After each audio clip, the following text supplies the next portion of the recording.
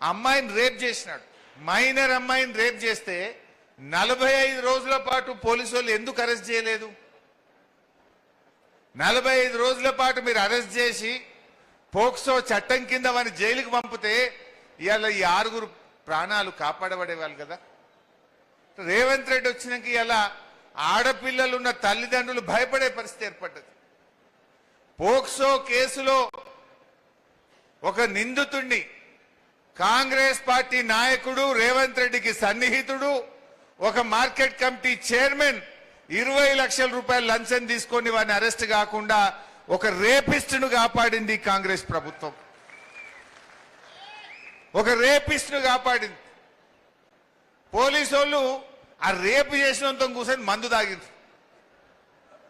Police వాళ్ళు వాడిని arrest చేయకుండా 45 రోజులు టైం ఇస్తే వాడు కోర్టుకు పోయి బెయిల్ తెచ్చుకున్నాడు.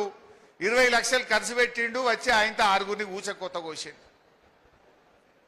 నిన్న ఒక ఆయన రేవంత్ రెడ్డి గారిని ఆంధ్రప్రదేశ్లో వెనకైన పేపర్ బాయి పేపర్లు ఎత్తుండే గోడల మీద పెయింటింగ్ రాతలు రాస్తుండే రేవంత్ రెడ్డి అని అన్నాడట. అది ఉన్నదే అన్నాడు, నిజమే అన్నాడు. గోడల మీద రాతలు రాస్తోడిన పెయింటర్. అరే నేను ముఖ్యమంత్రిని, నన్ను పెయింటర్ అంటే వాడిని పోలీసు వాళ్ళు పోయి పట్టుకొచ్చి లోపలేసి పారేస్తారు. మా గీత ఏదో పోస్ట్ పెట్టి గీతమ్మ మీద కూడా పోలీస్ స్టేషన్లో కేసు పెట్టారు. నల్లబాలు అని పటాన్చెర్లు ఉంటాడు. ఓ చిన్నగా రేవంత్ రెడ్డి తప్పు చేసిండు అని ఒక ట్వీట్ చేస్తే వాడిని పట్టుకపోయి పాపం జైల్లో పెట్టిండ్రు. మరి రేపు చేసిన మాత్రం మంద అవుతురు పోలీసు వాళ్ళు కూర్చొని. ఇది రేవంత్ పాలన.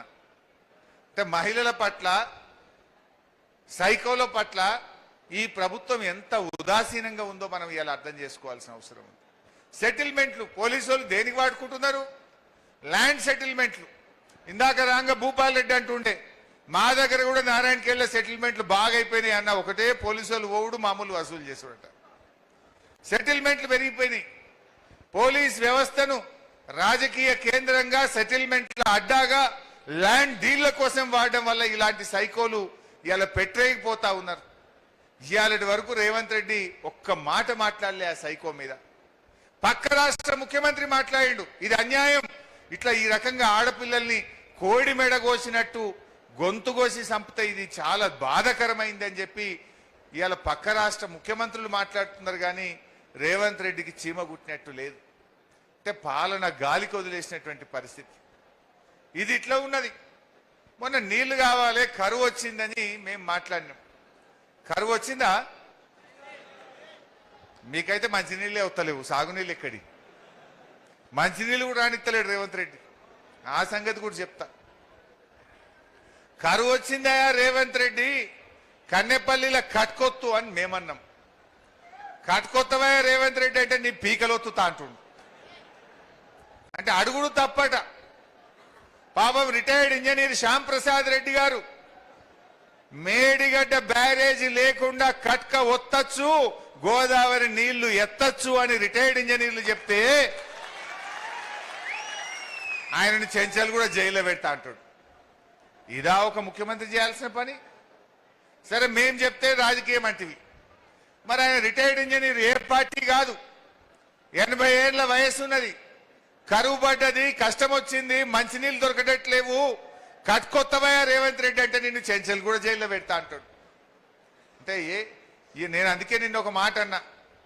ఒక విలేకరు అడిగిండు, సార్ మరి ఇదంతా సరే కానీ కరువు పడ్డది, నీళ్లు లేవు, పొలాలు ఎండిపోతున్నాయి, మంచినీళ్ళు లేక ప్రజలు ఇబ్బంది పడుతున్నారు, పంటలన్నీ పోతున్నాయి సార్, మరి ఎట్లా నువ్వేం చేస్తావు అని అడిగిండు.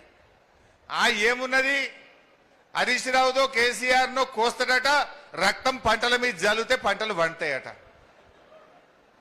నేను అంటున్నా ఆ సైకో రాజ్ కుమార్ గానికి రేవంత్ గానికి ఏమైనా తేడా ఉన్నదా? ఏమైనా ఉన్నదా? ఆ సైకో గాడు మాట్లాడినట్టే నువ్వు మాట్లాడుతున్నావు, వాడు చంపిండు నువ్వు మాట్లాడుతున్నావు, గంతే తేడా. ఒక ముఖ్యమంత్రి మాట్లాడాల్సిన మాటనా? మొన్న బాల్కా సుమన్ ఏదో మాట్లాడిండు, అగో నువ్వు తప్పు మాట్లాడినావని జైల్లో పెట్టిండ్రు. మరి ఇప్పుడు రేవంత్ రెడ్డిని కూడా అరెస్ట్ చేసి జైల్లో పెట్టాలన్నా వద్దా? ఈ డీజీపీని అడుగుతున్న శివధర్ రెడ్డి, కాకి బుక్ ఉన్నది, కాకి బుక్ ఉన్నది తెలంగాణలో అన్నావు కదా, మరి నీ కాకి బుక్ కాకెత్తుకపోయిందా? ఎందుకు రేవంత్ రెడ్డి మీద కేసు పెట్టలేవు అని అడుగుతా ఉన్నా.